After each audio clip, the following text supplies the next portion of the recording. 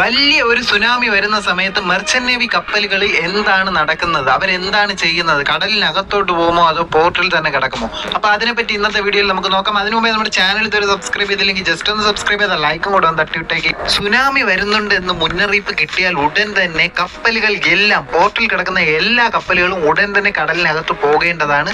എത്രയും പെട്ടെന്ന് വേണം പോകാൻ, കാരണം പോർട്ടിൽ കിടക്കുമ്പോൾ വലിയ അപകടങ്ങൾ പറ്റാൻ സാധ്യതയുണ്ട്. ആ സമയത്ത് കപ്പൽ പോർട്ടിൽ തന്നെ കിടക്കുകയാണെങ്കിൽ വലിയ നാശനഷ്ടങ്ങൾ തന്നെ ഉണ്ടാകും. കപ്പലിനെ നേരെ എടുത്ത് കരയിൽ കൊണ്ടിടാനുള്ള കരുത്ത് സുനാമിക്ക് ഉണ്ടെന്ന് നിങ്ങൾക്ക് അറിയാമല്ലോ.